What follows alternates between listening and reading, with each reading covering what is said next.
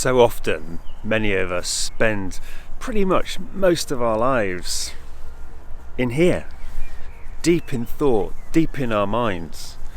It was something that I used to do a lot of. I spent most of my life in here, in my thoughts. I suffer from terrible anxiety and depression, and my head was literally a melting pot of toxic soup of thoughts, noise, worries, concerns that ultimately just stole my time, stole my energy, stole my passion, stole my focus, just stole from me.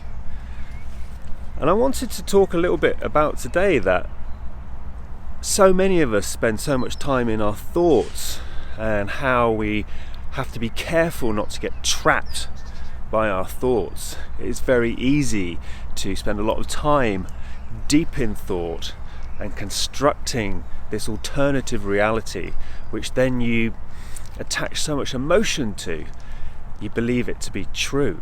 This is how we become trapped in situations. We're actually trapped by our thoughts about the situation rather than the actual physical real life situation here and now. And if you were to spend more time being grounded and present in the current moment, you would be able to see that clearer. However, it's easier said than done when we all, myself included, will often spend too much time in our thoughts.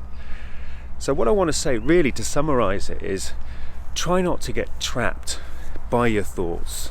There's two really amazing things that I learned over the last sort of 12 months or so when I've been deep into my own sort of journey of sort of self-discovery, healing, and just desperately trying to fix my shit, fix all that crap going on in there, so then I can become my more authentic self and happier, more grounded, more stable, etc. So the two things I've learned, one of them being we are not our pasts. This is a tricky one. It's challenging because we'll often code much of our experience, our behaviour, our personality, our characteristics on things that have happened to us in the past, positive or negative. Often we dwell on the negative ones more. That's a classic human trait that we do. And two, we're not our thoughts. Just because you think it doesn't mean it is real. And very often, if you face the fear, you go through the fear, you'll actually realise that, oh my God, I was completely trapped by these thoughts, these incredibly unhealthy thoughts that did nothing but take away from my experience. I can give you an example. Years ago I had to do a talk, terrible at public speaking. This is before I sort of found my new confidence and can talk on camera like this. It was before the idea of talking on camera would have been like, absolutely not. Anyway, I had to do a speech in front of about 150 people.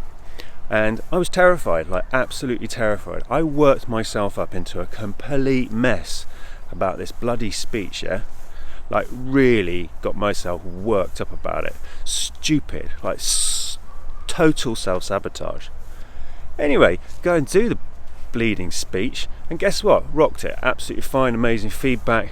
And again, it taught me that all of those negative thoughts, all those belief systems, all those thoughts going around in my head, none of them were bloody true. It was crazy.